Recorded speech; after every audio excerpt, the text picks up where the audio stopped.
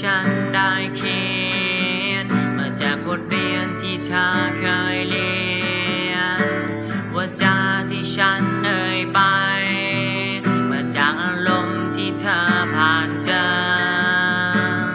เพียงการเดินทางเพียง1 สัปดาห์1 เดือน1 ปีมันมีความหมายทำให้เติบโตเรียนรู้เข้าใจได้มากกว่าการเดินทางของฉันและเธอคือการเรียนรู้ของเรา2 คนคือความเข้าใจ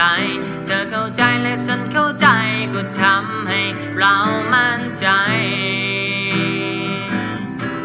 การเดินทางของฉันและเธอคือการเรียนรู้ของเรา2 คนคือความเข้าใจ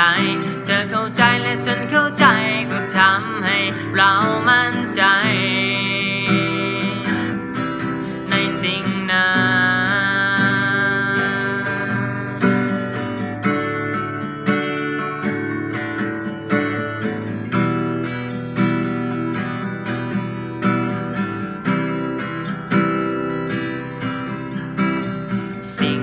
เราเรียนรู้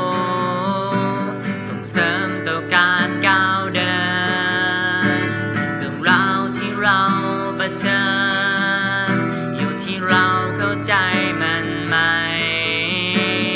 เพียงการเดินทางเพียง1 สัปดาห์1 เดือน1 ปีมันมีความหมา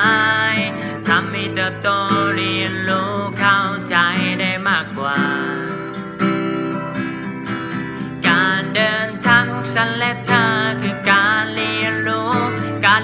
ของเรา2 คนคือความเข้าใจเธอเข้าใจและฉันเข้าใจก็ทำให้เรามั่นใจการเดินทางของฉันและเธอคือการเรียนรู้ของเรา2 คนคือความ